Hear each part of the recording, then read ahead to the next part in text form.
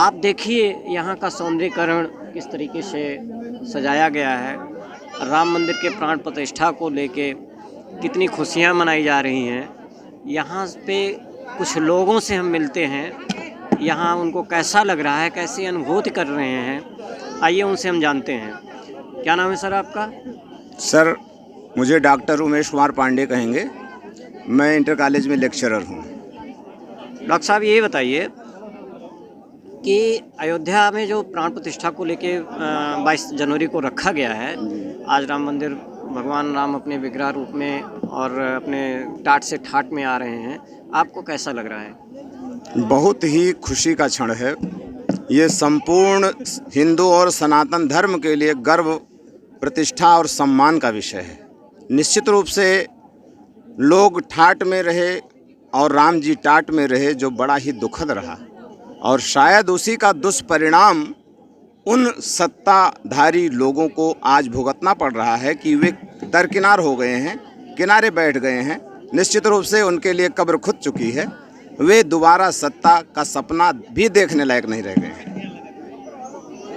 Doctor साहब ये बताइए पांडे जी कि जो राम मंदिर के निर्माण को लेकर राजनीतिकरण हो रही है, प्रधानमंत्री माननीय नरेंद्र मोदी जी जो है मंदिर का निर्माण आधे अधूरे पे करवा रहे हैं। लोग कह रहे हैं, जनता कह रही है कि राम मंदिर अधूरे पे निर्माण हो रहा है। कहीं ना कहीं इस पे जो है चुनाव से जोड़ा जा रहा है। तो ये राजनीति है या ये एक धार्मिक कार्य है? मोदी जी को क्या कहना चाहेंगे? सर देखिए, सत्य तो ये है कि कुछ भी पूर्ण नहीं है। क्या हम आप पूर्ण हैं? क्या दुनिया पूर्ण है? क्या ब्रह्मांड पूर्ण है? कहीं पूर्णता में व्यक्ति अपूर्णता ढूंढता है, कहीं अपूर्णता में पूर्णता ढूंढता है। हम आधी गिलास खाली क्यों देखें? हम आधी गिलास भरी क्यों ना देखें? प्राण प्रतिष्ठा जो भी हो रही है, बहुत उपयुक्त माहौल और अवसर पर हो रही है, इसमें दो राय नहीं है। ये हमेशा जिस समय का हम सनातनियों को इंतजार था, 500-550 साल के बाद यह शुभ अवसर आया है। शुभम अति शीघ्रम कहा गया है, शुभस्य मति शीघ्रम। शुभ कार्य तो जितनी जल्दी हो जाए उतना अच्छा होता है। कहीं ना कहीं इसको राजनीति से जोड़ा जा रहा है कि आने वाले चुनाव को लेके कि ये चुनाव के बाद भी हो सकता था, इसको पहले कर दिया गया, तो इसको राजनीति से जोड़ रहे हैं। उनको क्या कहना चाहेंगे आप? सर, राजनेता हर चीज में राजनीति ही तो घुसेड़ते हैं, इसमें कोई नई बात तो है नहीं। कोई भी अच्छा कार्य भी होगा तो जो विपक्षी पार्टी वाले, पब्लिक भी यही करे, कुछ पब्लिक भी यही कर रही है। पब्लिक भी तो किसी न किसी पार्टी से जुड़ी हुई है, उसकी विचारधारा भी किसी पार्टी से जुड़ी हुई है। तो जिस विचारधारा से जो जुड़ा हुआ है उसी विचारधारा की वो बातें करेगा। हम आप भी तो किसी न किसी पार्टी से, सत्ताधीश से जुड़े हुए हैं, तो हम किसकी बात करेंगे? जिससे हम जुड़े हुए हैं या जिसके कारण हमको भविष्य में लाभ मिलने की उम्मीद है और पूर्व में भूतकाल में लाभ मिल चुका है, हम उसी की बड़ाई करेंगे और उसी को सत्ता में देखना चाहेंगे और दूसरे की हम निंदा करेंगे। आइए देखते हैं इस श्रृंखला में कि अगले की क्या विचारधाराएं हैं अयोध्या में प्राण प्रतिष्ठा को लेकर। सर क्या नाम है आपका? सीताराम। कहाँ से आए हैं? जयेंद्र शर्मा, बुढ़ाना, मुजफ्फरनगर, उत्तर प्रदेश, दिल्ली के से आए हैं। यहाँ पहली बार आए हैं कि पिछले विगत कई बार? तीसरी बार आए हैं। तीसरी बार।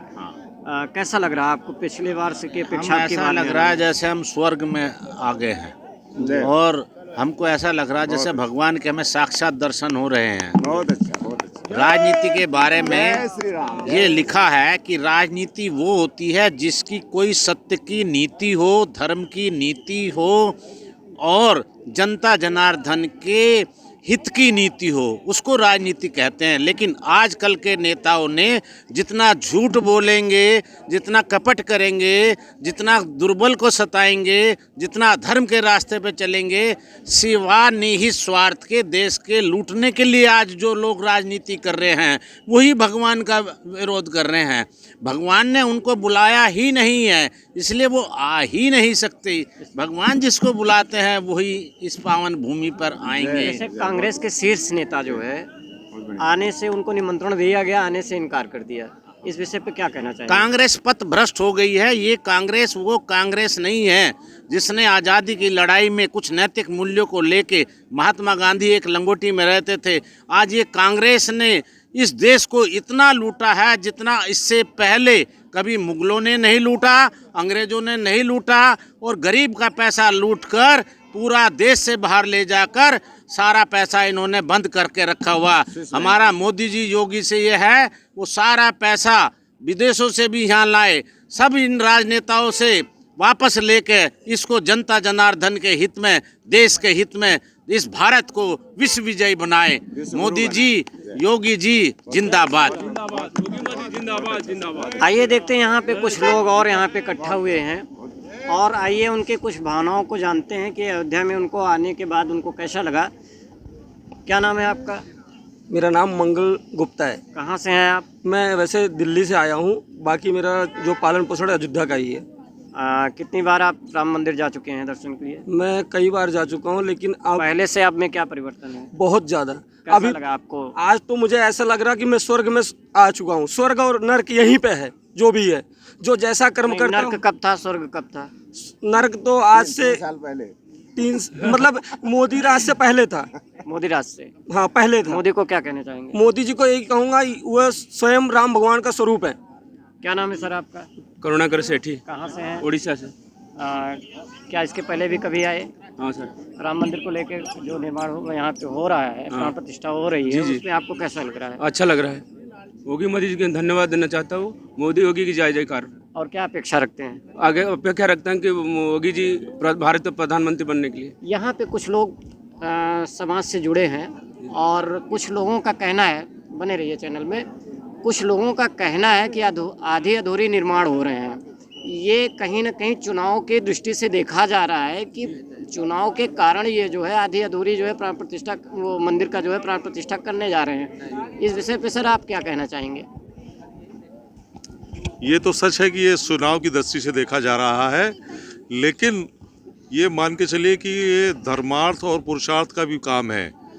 आज जो 500 सालों से मंदिर का निर्माण नहीं हुआ है, ये हम लोगों के जीवित अवस्था में रहते हुए बहुत अच्छा कार्य हुआ है। चुनाव एक तो दूसरा ही बहाना है, लेकिन आज जो मानव इस जीवित हैं 2024 में, इनको इतना भव्य दर्शन और भव्य निर्माण देखने को नहीं मिल सकता। चुनाव की परिस्थितियां तो आती और बिगड़ती रहेंगी, लेकिन इतना सुंदर आयोजन हम लोग नहीं देख सकते। विकास को लेके आप